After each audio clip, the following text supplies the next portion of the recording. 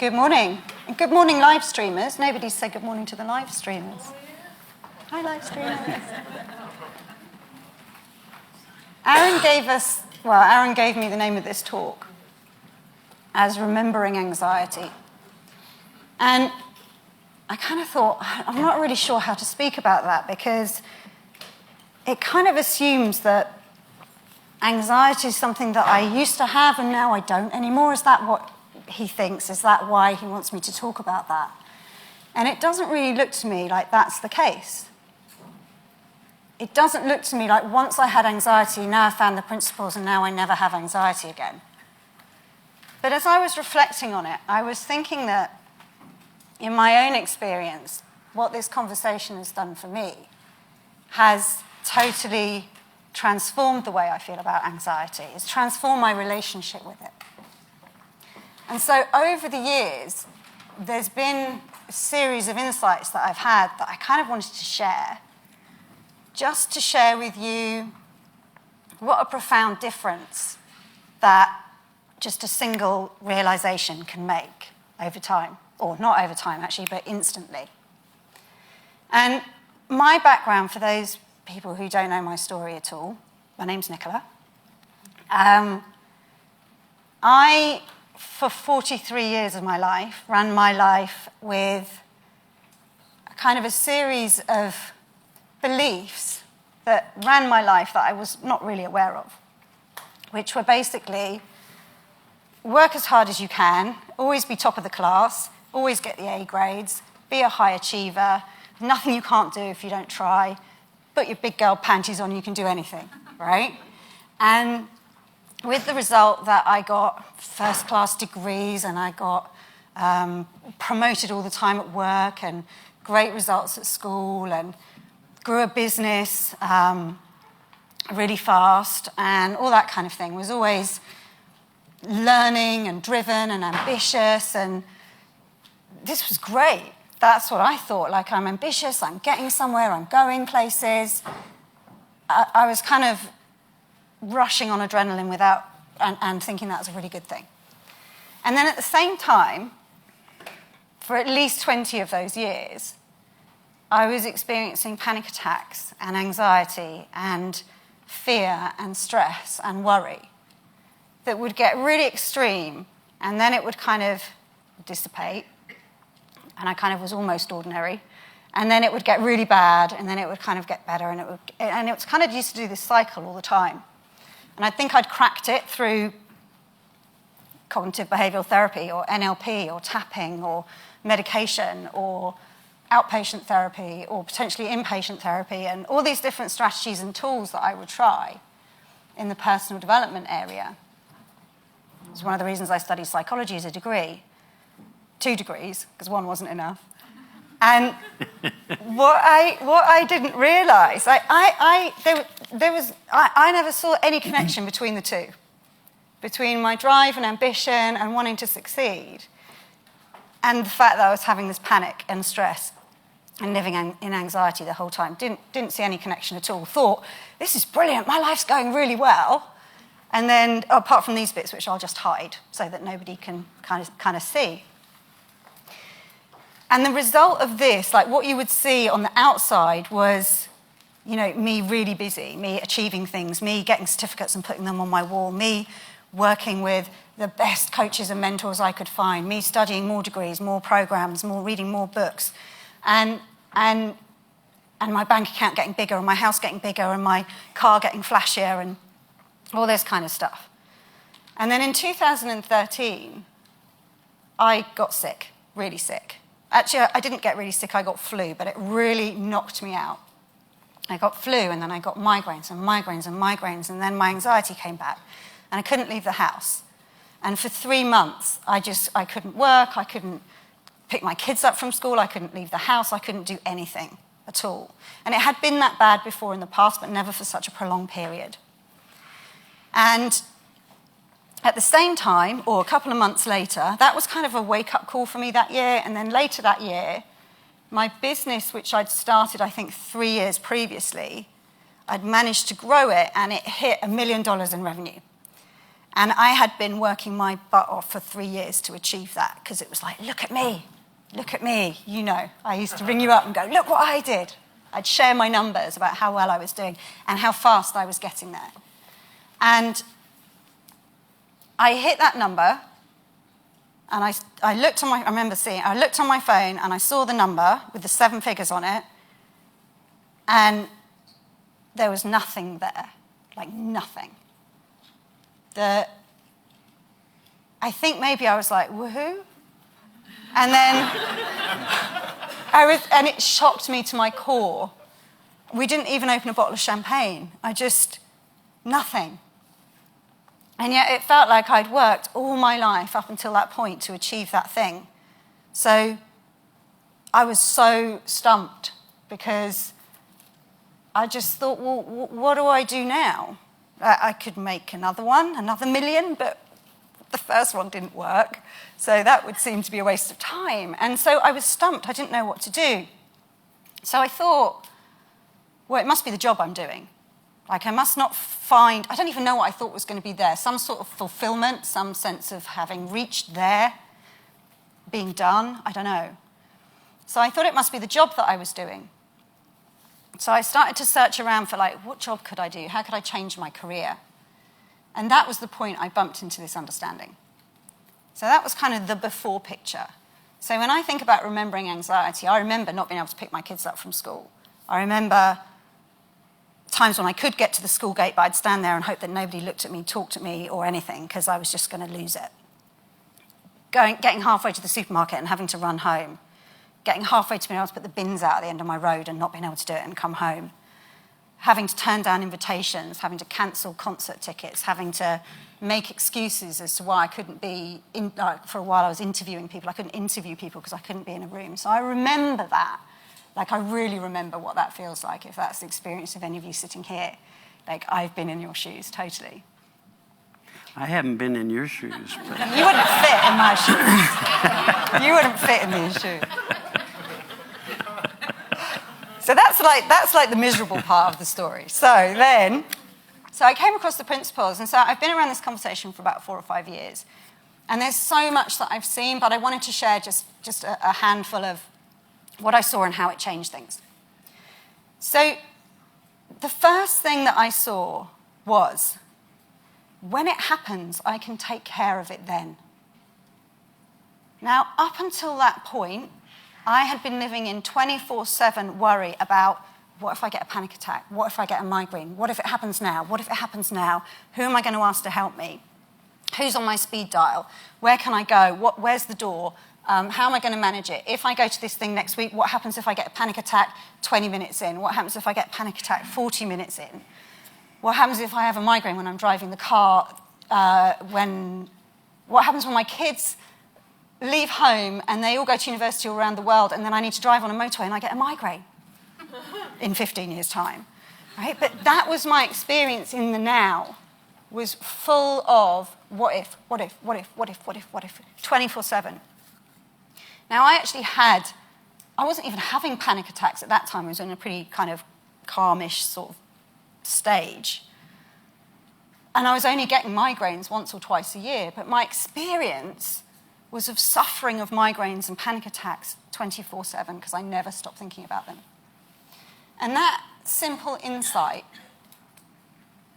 oh, when it happens, I can take care of it then, was huge. And even better, I saw that when it happens, I'll be taken care of.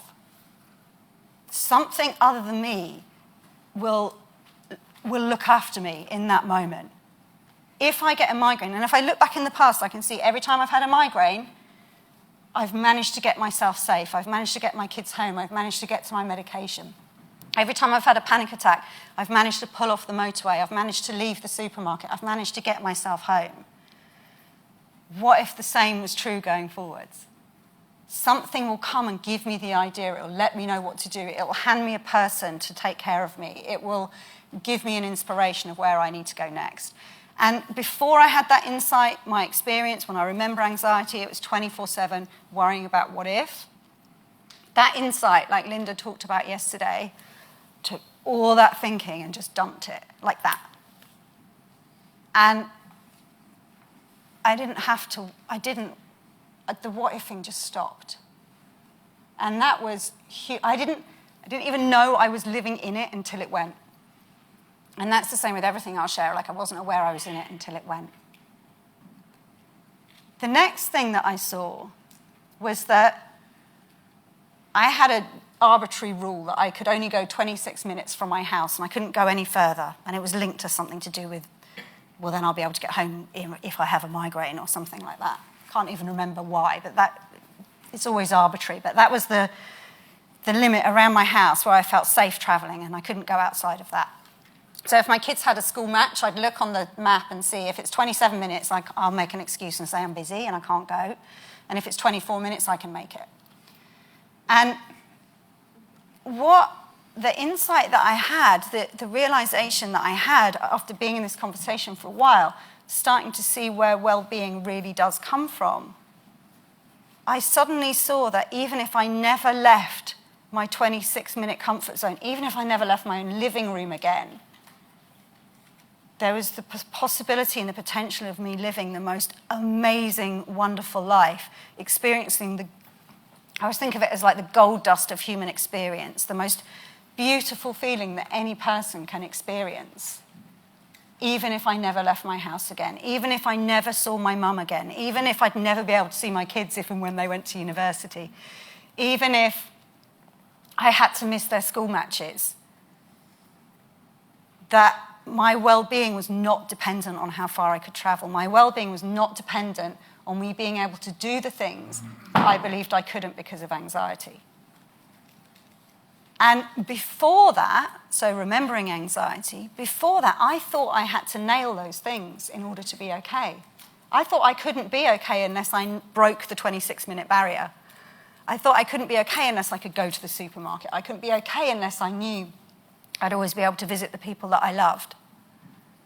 And I saw that my circumstances had nothing at all to do with my ability to experience well-being and peace of mind in this moment now.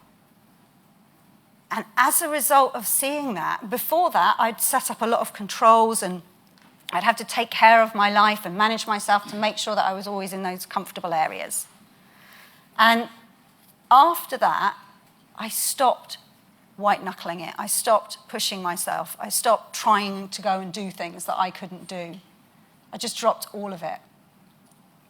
And before that, I had been setting myself tasks to try and go a bit further and try and go a bit further and try and make myself do it. And if I don't do it, I'm terrified what's going to happen if I get stuck in my house for the rest of my life. So I have to keep pushing myself out. I have to keep making myself do it. And all that fell away. And I was just left in a beautiful feeling, enjoying my life as it was in that moment, whatever the circumstances. That was freedom. I thought freedom came from being able to go 27 minutes from my house. Freedom came from knowing I never needed to, and I was absolutely fine. That was really cool. Oh my God, that took so much off my to-do list.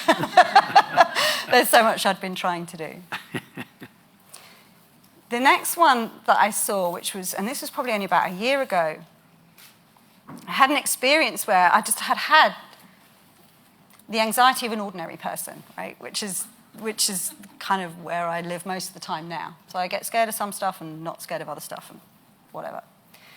But I had a period where I started to feel really anxious again, like I started to feel shaky when I went out to the supermarket, like out of the blue, and I hadn't had that experience for ages, and it really shocked me. And I went to, actually, Aaron Turner was my mentor at that time, and I went and spoke to Aaron about it. And he said to me, all that's going on is that you think it's not okay you've suddenly decided it's not okay to feel anxious. And I was like, you're damn right.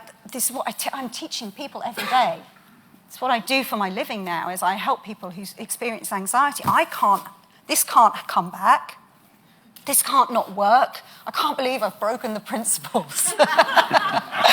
I'm the exception to the principles here. I was so upset because I thought I found the thing that's sorted this out for me, and now it's broken. And not only that, but I'm a hypocrite because I'm showing up and I'm teaching people about the principles, and I am sitting here and I'm freaking out when I go to the supermarket or whatever. And yeah, when Aaron pointed out to me, you're not okay with the fact that you're not okay. And I was like, I'm really not okay with this experience. I want to be okay. I really need to be okay for everybody. And he kind of said, well, are you okay with it? Could you be okay with the fact that you're not okay about having anxiety? It gets confusing. But there was something in that. I heard that and I suddenly realized that it was okay to have whatever experience I was having. Even if I was resisting anxiety, if I was accepting anxiety, if I was with it, if I hated every moment of it, that I didn't need to manage myself anymore. And the most amazing thing about that experience is I really saw in my bones that I was free for anxiety to come and go as it chose, and I didn't need it to be gone in order for me to be okay, or for me to be not okay about not being okay, whatever. Whereas before, the conversation had led me to a place where I was experiencing much more peace of mind. And I believe that the anxiety is gone. It's completely gone. That's what I tell all my clients. This conversation removes anxiety. It's gone. It's totally gone. And so when it came back, it really shocked me. But that insight freed me up, because before remembering anxiety, I was anxiety-free, but I had a little, like a tripwire. Like, if it comes back, I'm going to watch out for it coming back. So I'm okay as long as it doesn't come back. And that insight really helped me see that it can come back and go and come back and go for the rest of my life. And again, it has nothing to do with my capacity to have well-being. A lot of my clients don't know it's okay to not feel okay, not feel not okay. They don't know it's okay to feel crap. We think that when we get this understanding, when we understand the principles, somehow at the back of my mind, I still thought, when I get the principles, I'll be, I don't know, happy all the time? Like, that I'll never get anxious, or I'll never get sad, or I'll never get upset, or if I only understood the principles better, I wouldn't be having this horrible experience in this minute right now. And that insight just gave me freedom to have every flavor of the human experience. To be okay with the fact and knowing that every flavor of the human experience can show up. Instead of trying to manage my life and my principles, understanding so that I only got strawberry. And that was immensely freeing. And then the last thing that I wanted to share, and this one's really new for me, this is in the last couple of weeks, of where I'd been living in a level of anxiety that was completely and utterly invisible to me, that I hadn't seen at all, was I have a friend who works out a lot at the gym, and she's got this really super toned body. She's just got like biceps, and she's got a six-pack, and she's the same age as me. She'll stand next to me in dance class, and she is the same height as me, and she just shows me like what I could do if I worked out like 10 hours a day in the gym. But I came home from dance class, and I spoke to my husband, and I was saying, she must work out for like probably 3 or 4 hours a day in the gym to get that body. And I was being a bit judgmental and bitchy, and I was like, well, why would you do that? Like, why? Like, she's missing out on life because she's so busy about what she looks like in life and working so hard to look amazing so that she can be in the gym looking amazing. It's like she's missing out on life, trying to look good for life. And my husband turned around and said to me, that's what I think, Nick, when you spend time looking at personal development stuff. And it hit me like a ton of bricks that having found this understanding, part of what I've done is taken my gotta learn more, gotta know more, there's more to see, carry on in the conversation, gotta go deeper, gotta go more. I'd just turned my ambition and my desire for more and turned it on the principles. I was consuming content like more than anyone else here, because I like to be top of the class.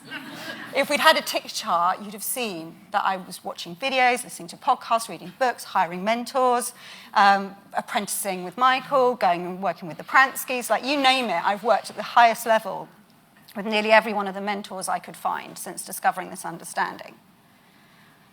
And what I saw in that moment is that I had been living in a completely invisible veil of thought about there's somewhere better to be than where you are right now. There's more. There's somewhere different. If only you could get the next thing, the answers in the next book, the answers in the next video, the answers in the next conversation.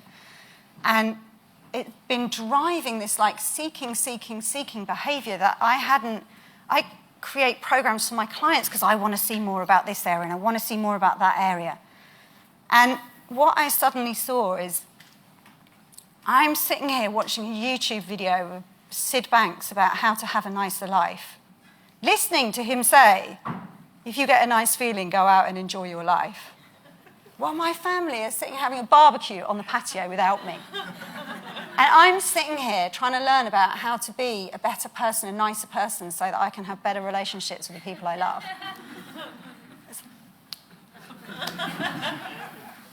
And I was 3/4 of the way through a Michael Neill podcast, and I haven't pressed start to listen to it again since that moment. And I haven't watched anything, and I haven't read anything, and my books are all half finished, and my videos are all half stopped, and everything is just stopped. I'm only here because I paid for the ticket before I had that insight. And they told me I was speaking. So I couldn't not come. But this is Linda was talking yesterday about the wobbly ones that are like just settling in, and the impact of this, the domino effect of this insight for me is going to be huge, because 25 years I have spent consuming every bit of content and information I can about how to have more peace of mind. And what I didn't see until that moment is it's baked into our bones. We have, I know they say it, but really, we have everything we need. I was born with the capacity for insight. I was born with the capacity, I was born with experiencing consciousness to realize the truth of how our experience is created. I create my experience through thought. I have done since the moment I was born. I don't need a book to teach me that. I don't need a book to show me where peace of mind is. I can just go and live my life. And I know the direction that I am facing in since the moment I've had my very first insight, that if there's more to see, it will be revealed to me. I'm facing in the right direction. Nothing more I need to do. Nothing more. I don't need... The answer's not outside of me. The answers will awaken in me as I go about and enjoy my life. And I feel like I just got my life back. So, anyway, now Dickon's going to say something profound.